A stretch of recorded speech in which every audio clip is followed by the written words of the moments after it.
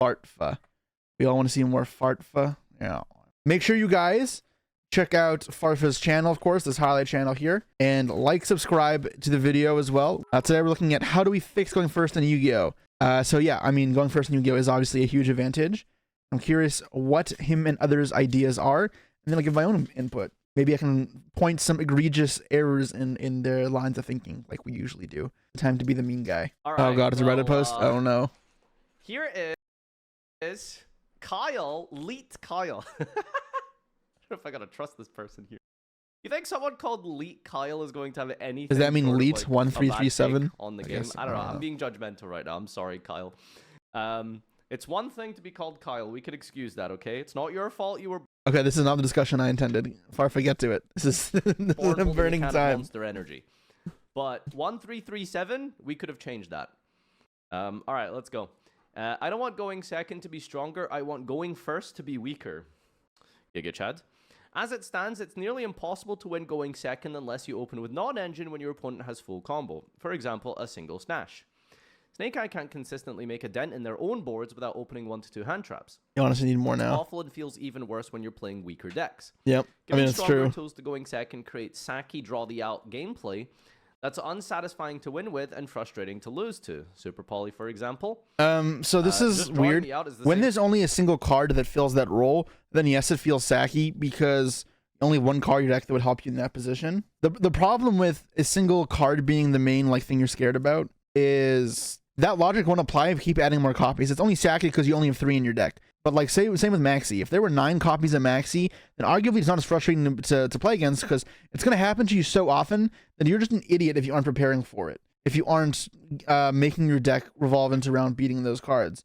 So I think when people say they don't want the draw the out gameplay, the answer is to make more cards like that. If there were more cards like Nibiru, I think it would warp the game. Even if the Nibiru by itself can not be so crazy because a lot of decks don't have to prepare that hard for it, considering it's just 3 of, right? Maxi's unironically a 9 now, kind of. No, that's copium. You're smoking some good shit if you think that it's if you think it's at 9, even with the new Mulchummy. The new Mulchummy is better. So if you want to say 6, I'll give you the thumbs up maybe, but but I don't think I don't think it's that crazy. If they make more cards like Super Poly, I mean, Super Poly's not a good example, but Dark Ruler, and it's better going second spells, I like that because yes, there's obviously the issue of a draw the outs if it's only a 1 of, but then you have more of them, and then it gives players more tools to choose between hand traps and breakers, more creative choices, and then more people to play around more as well.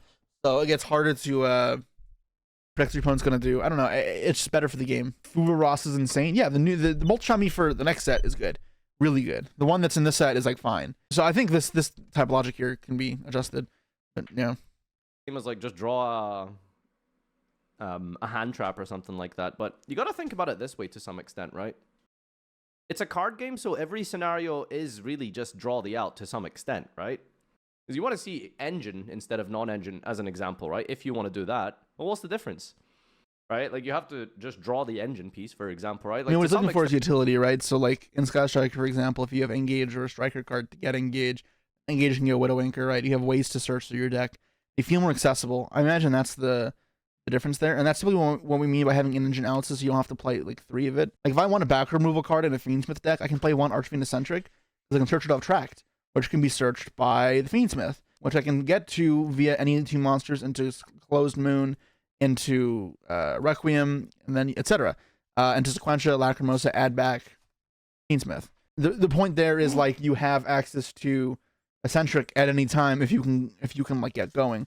Which in all those cases, if they have Skeldron up, none of those cases work except for Fiendsmith or Tract. But still, that's plenty of options for you to get Eccentric without having to play a high number of copies. Because now essentially 1 Eccentric in your deck is equal to 5 Eccentrics in your deck, which is a way better odds of beating something like Skill Drain. And that's something that's viably considerable as we're going into the WCQ format. They are similar.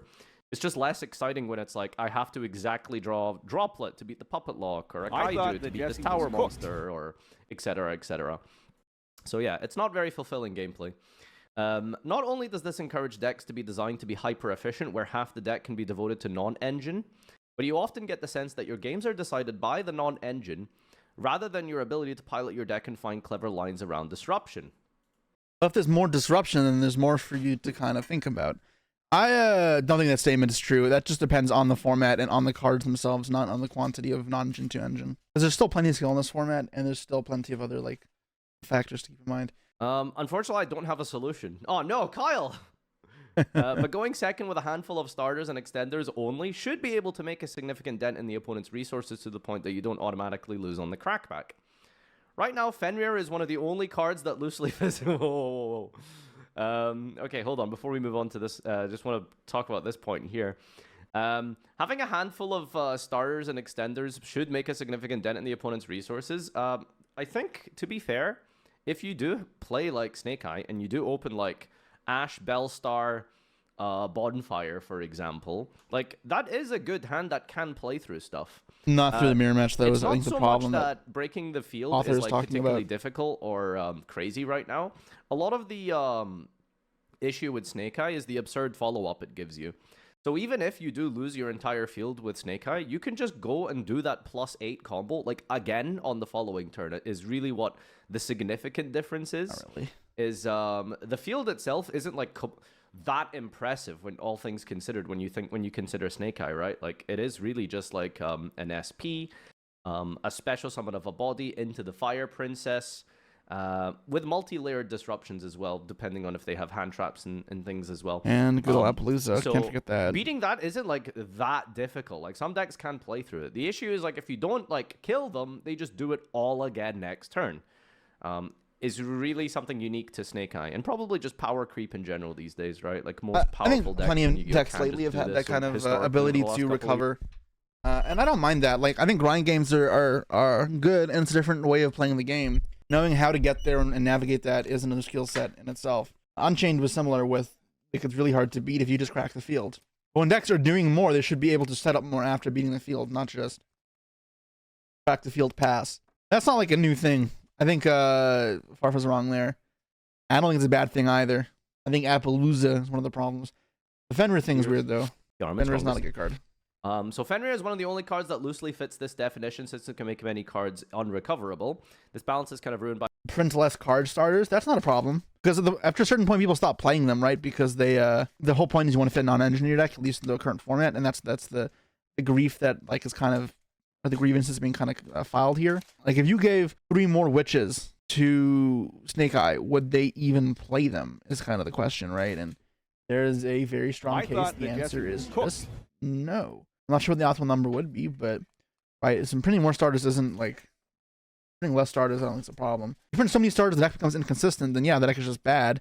That's a problem that a lot of decks have had in history. Like I don't like that. Why print decks that are so volatile? That's so dumb. I don't like how that works. That's like the OCG ban list kind of philosophy. Empire was a possible answer to going first, and all they thought up was me throw much hand trap, me do a lot of damage. Okay, well, but like, what do you expect for a go second deck? It could be hand traps, it could be board breakers, and for Tempai is like. It's only a hand trap deck because the rest of the format demands it to be a hand trap format.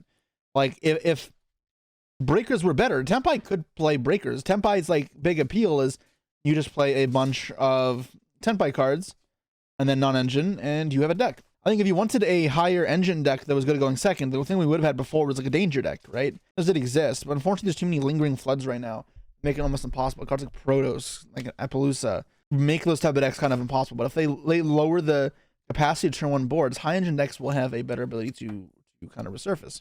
Yeah, add Fenrir to your pool of going first wobble combo field, right? If I were to try balancing, I'd start by making disruptions less generic or less powerful. Monster negates and spell trap negates are fine, but Omni negates would not unless they come with a notable cost. Or you could have something like Rukalos that can negate either, but only a specific type of effect, which gives room to play around. Going second, you could give cards more effects. I mean, Rukalos is an incredibly powerful card. Very strong card. It's just, obviously, the fusion material is banned now, so it's way harder to summon. And it's, like, deck-specific, and it's a hard one to return. But, like, Rukalos is incredibly good, and Tears Field, when it pops off, is brutal. Partially because of Rukalos. You could argue Rukalos is not fair, as much as I love the card. If Appo said 1 negate maximum, that card would also just be fair, but it's not. Your opponent controls more cards or make things quick effects, like Bestials and Incredible Ecclesia. Brings up a very, very good point here. Those are some of the coolest cards, actually, is the bonus effects for going second. Imperm, Bestials, Ecclesia is an engine Throwing piece, Imperm but is kind of also funny. is like a extender if you are going second. So it's a starter for you when you go for it. Like that's like. Yeah, I think if Mordex had stuff like that, it'd be cool. Like, what if Snake Eye Ash? I know this is making you more broken, but perhaps it makes the mirror better. If Apple didn't exist, Snake Eye Ash said, if your opponent controls more cards, then you can special summon it. And it's just like a stronger extender now. Or if Oak said that even. Maybe you could play multiple Oaks. Because it could pivot into a starter. Then going second, it can also just do way more. Like, maybe that would be easier. And you could play a higher engine main deck, and your deck would be stronger. I mean, the way Fiendsmiths work right now, it's fucked up. Like, you can access any card in your deck via Beatrice, and therefore any Floodgate or FTK you imagine. So anything, like, nothing is going to be fair by modern, like, standards. Like, Engine is going to get beaten. Like, you can't play an Engine deck and just hope it's going to work out. Until stuff like that changes. Actually a super strong point here. I don't know if, like, we've, as a community, dubbed a term for that kind of card design, but it's really cool. Like, bonus effects based off of which turn it is of the duel, I think is massive. And yeah, more cards like that I think would be super cool. The roots are there, but there's so many other problems, and good card design is just so few and far between in current Yu-Gi-Oh. A lot of modern Spirit of Yubel is a good candidate for a card to do that. Yeah, potentially. Right now, its condition being attacked is like so lame. That's just never happening, right? I mean, it happens, an effect comes up, but it's like so much weaker than it could be if it just specials itself from the hand. If your opponent controlled the monster and you control none, they control no more monsters than you. But at the same time, having cards be unique in their design is also important. I don't want every card to say the same thing. card design in Yu-Gi-Oh! I think is very uninteresting, personally. That's like, I don't know, somewhat of a controversial opinion, but I find like a lot of archetypes and decks like are not very interesting because they kind of built themselves. I'd like to see smaller archetypes personally. For example, I find like the Yubel deck that we're getting to be somewhat kind of cool and interesting because it is sort of like a fiendish pile rather than like here is small. How is it small? He like the thing with Yubel is nothing locks you into anything, right? So you have a lot of freedom in the cards you use, and the Unchained cards also have a lot of similar traits. That's why it ends up like Fiend Link. That's like saying Dragon Link. It's the same thing. It's because the cards are made generic. That's fine, but calling it smaller, there's nothing small about it. You got Mature Chronicle, Nine Red Pain, Eternal Favorite, A Loving Defender Forever, Phantom Yubel, Samsara Lotus, Grave Squirmer, Geist Grinder Golem, which sure is terrible, Spirit of Yubel, and then the 3 old Yubels. Like, you have plenty of cards. That's enough for an archetype. Not every deck needs to be 800 cards like Heroes or Blackwings. Weird opinion. 25 unswitchable cards you have to run in your deck, and then you just throw in 50 non-engine. That's weird because as a metagame and as a TCG or as a community, we've ended up defining the optimal ratios in cards. Snake Eyes has more cards. We could play other Sinful Spoil cards. We could play other Snake Eyes. We could play Birch. We could play more Flamebird, more Oaks. We don't, because that's what's optimal. By that logic, once you Bell, we find the optimal list. Why would you not play the optimal ratios? Like, you could play a more combo-heavy Snake Eye deck with cards like Fire Recovery and Birch and like more level 1 support, Wear Off Vows. That could exist. It's just worse. It is suboptimal. And maybe he'd feel cooler if we made like a Volcanic Pyro Link deck. Because you can make Snake Eye that. It's just going to be worse. Like, that deck could do fine. It still has broken effects, and you can definitely win games. But it is just flawed. So, yeah, I think this is a poor assessment. Imagine the 800 tier cards. I would just be building tier decks all day, every day on stream. You know? Something we'll see more of in the future. Plus what he said as well about the... this is like the key point here that I think is the biggest, most interesting takeaway, is having cards that do more things based off of like the fact that you're going second. I think would be really sick. Yeah, I agree with that. Card design going forward. Let them cook. I'm a fan of cards that are good going first, but better going second and balanced turn 0 plays. Especially the former just makes a lot of sense in best of 1. Seems to be the thing that most people have identified as here. They also honestly need to stop making these hyper-efficient one-card combos like Circular, Wakaushi, Snake Ash, yeah, probably. Make the hand trap war gameplay worse. And I think that the biggest result of this one-card combo nonsense is essentially the arms race that Konami have created for themselves in the design space of power creep. As they keep making stronger decks. Have they printed any more one-card combos lately? Like in Rhoda, are there more one card combos coming out, or are they finally coming around? On Josh's secret Reddit account, but Josh isn't wrong. You can meme, but it's true. I'm not sure if they I have to imagine they'll fix it at some point. We've had some rough periods. Oh, the rank 4 archetype is kind of crazy. Yeah. They need to make stronger defensive cards for going second to keep these cards in check. Ash Blossom probably being the major landmark in Miles. I guess, yeah, maybe if they finish the Snake Eye, Diebell Star, all that bullshit, like, lore, yugioh be saved, and we'll get this stupid witch out of our metagame. Stone in this regard back in 2017, although we did get Ghost Ogre a year or two before that. Piling on more and more of those kind of cards to beat going first means that in order to power creep and sell new product and push new archetypes, what they then have to do is then make stronger archetypes that beat those hand traps. You see the... I'm not sure this opinion either. Those hand traps everyone will have access to. I'd say hand traps are not even that crazy right now. Like the issue is hand traps aren't strong enough. That's why we need multiple of them. And different decks have different advantages in the different hand traps. I think it really oversimplifies what's effective into what. Because like if you play a deck like Salad that's super efficient, I think hand traps suck against you. Like yeah, they can be effective to some degree and they're not useless, but they're not good either. And there's many other decks like that as well. Like saying that it's a hand trap's fault, I think, is almost crazy. Yeah, there are decks you may enjoy that are really bad in hand traps. That will happen, unfortunately. But it's also like not like a encompassing principle. Irony? Do you see the conflict here? So because they're trying to beat all of these cards they've designed to help going second more powerful, in order to sell the new product and cards, they have to then make the new archetype stronger and powerful into those disruptions, and therefore you just make them do more things with less cards. Is the most efficient way to do that. And well, here we are. Honestly, like that's typically not how these things work, right? Hand traps are typically bad versus like high value cards that like involve stringing combos together. So like something that's good into hand traps is like Cartesia. Because Cartesia threatens the fusion. It doesn't pay a cost, so it's not bad if it gets impermed. The fusion will do something, and then you fuse the material with it. Now you get 2 effects, and it becomes really hard to deal with it. Cartesia adds itself back as well. You have resources, and Cartesia is nowhere near a 1-card combo. Nor was that a card called Broken. It's a strong card for sure, and I think that card is well designed because I think it's one of the coolest cards in that deck. But it is very good in the hand traps. I think Zoo is probably the first 1-card combo deck. Probably not. Surely there's others. Substitute was fucking crazy as well. I guess it wasn't a 1-card combo. You need another water besides it. Zoo with Fusion Sub was kind of rough, but was 2016.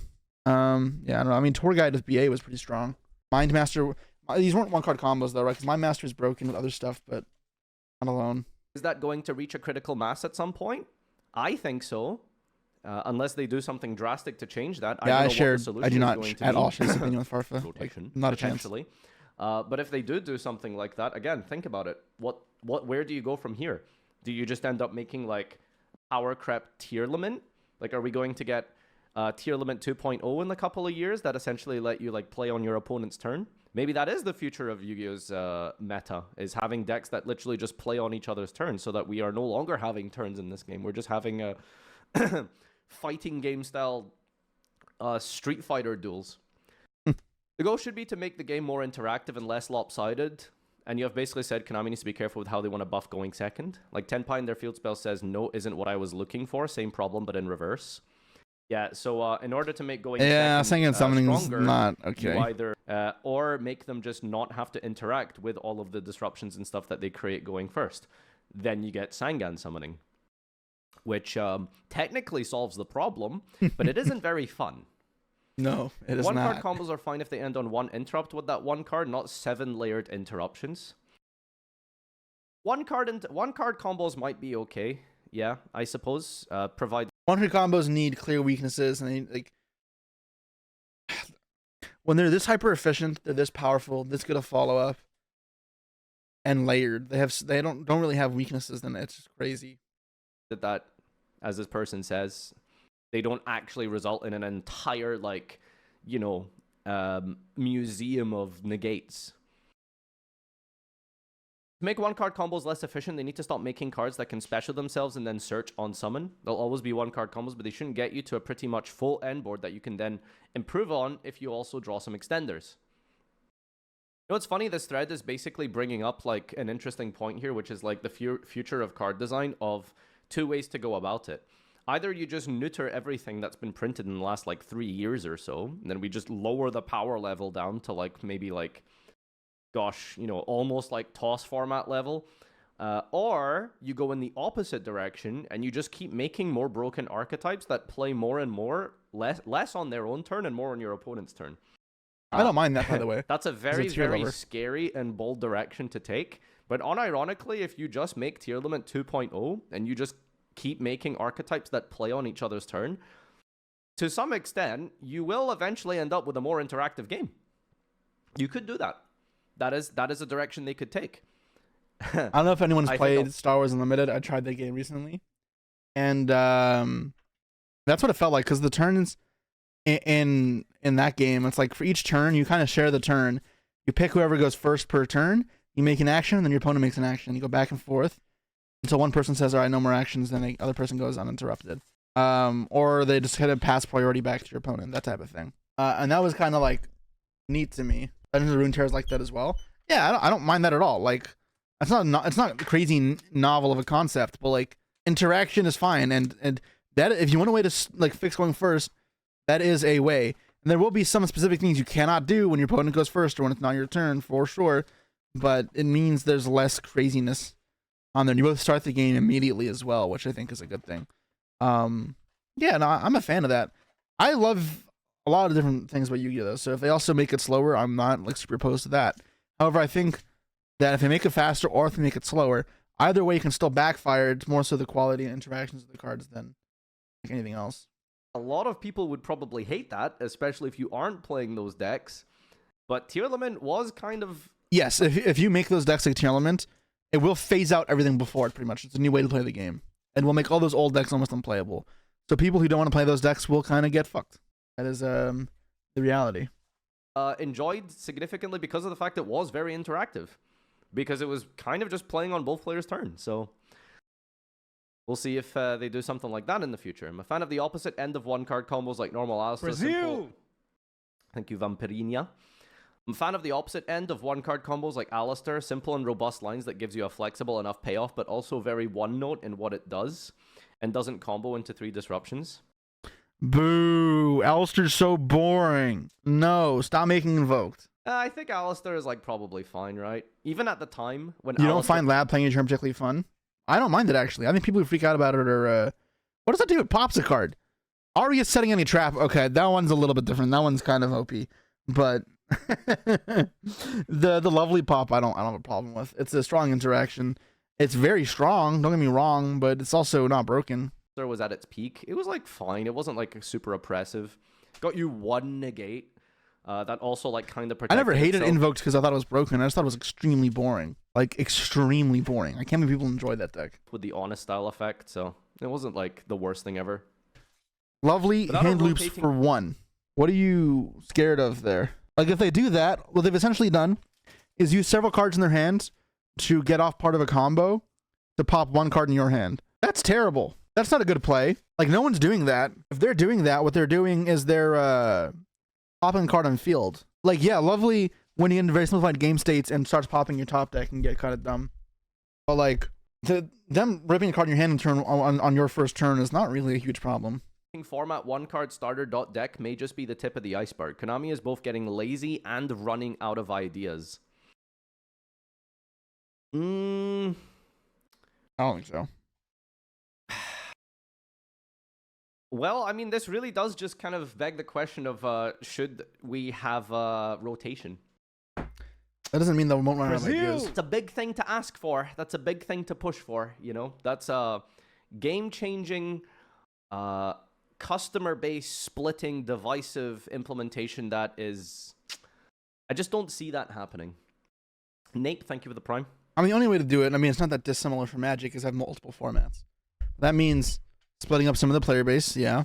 May have to make multiple product lines, which is a problem for sales. Different staff handling with different things, different R&D teams. It's a huge issue, but you probably maintain most of the players at least. The question is, would it grow the game? I don't know if that's true. Players, we want more interaction. Okay, here's Tier, Lab, Vanker, Soul, and Brandon. No, you just can't. But I guess in a way that's what Speed Willow was, and that didn't mean anything. So yeah, I mean that was probably their way of testing alternate formats, or one of their ways, and it just didn't really take off. It didn't bomb, but it wasn't good either. Because Alistair and Circular are 1-card combos, but one can make a negate with a discard cost, and the other can make multiple disruptions. Doesn't even take your normal summon. 1-card combos are inherently Power creep. I don't know. Whatever. 5 years years apart. design. The more 1-card combo starters a deck Oh, the Circular's kind of toxic, but yeah, whatever. has, the more room they have for hand traps, which leads to unfun gameplay like Snake Eye Mirrors, hand trapping, trading to death. I think Tier Limits is a very well designed deck if Kick Colossus is banned like in the TCG. They would not have any 1-card starters, so they would not need to play a lot of engine and milling cards to stay consistent, and they do not flow chart themselves into the same end board every single game like Math Mech or Snake Eyes do. I think I've always felt that like the best. No, I think without Kick Colossus, the deck changes drastically into a combo pile, and that is very broken when it goes first. You haven't played against this deck properly if that's how you feel it would end up if you like if you haven't played the version that was played last October. Way to like design a combo deck is like to a combo deck specifically. I'm talking about like a glass cannon style deck. Best way to design that theoretically is on 2 cards minimum. I think is probably the easiest way to design. Unchained, yeah, and look at Unchained, for example. It didn't get a lot of time to shine, but it was one of the most interesting and coolest mid-range decks we've ever had in Yu-Gi-Oh! Drytron was not healthy. Well, to be fair, Drytron was not a 1-card combo deck, but it was something that definitely... Because it ended on floodgates. Despite having 2-card plus combos, was not... Also in the format where people played Virtual World, which guess what it ended on? A floodgate. Very interesting or fun win condition. They need to reduce ceilings of decks. The reason going first is so strong is because so many meta decks allow you to set up a board with 5 negates with a 1-card combo, playing through 1 or even multiple hand traps. Oh my god, I'm getting sick of the term 1-card combo. Is this why you guys get mad at Josh? Okay, like, I get it, and there is a lot of truth to it, but holy shit. Screaming 1-card combos is kind of annoying. Like, that's not the biggest problem, even if it is maybe like a symptom or like it is like a negative thing that exists. Just everyone saying 1-card combo. Why haven't we made this like an acronym yet? Like OCC. 1-card combo. Yeah, there we go. We shortened it now. Anytime anybody in the chat wants to play 1-card combo, they have to say OCC or you get a timeout.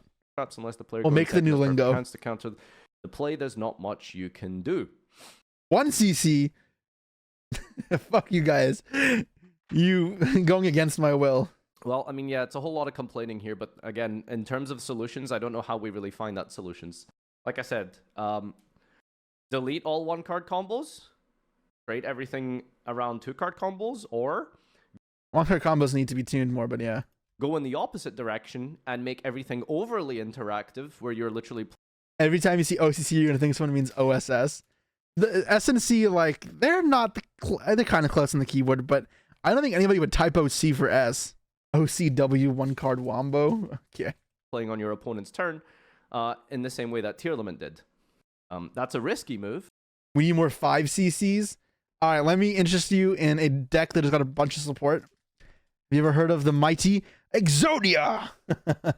So we'll see what direction they take. All right, this was very interesting.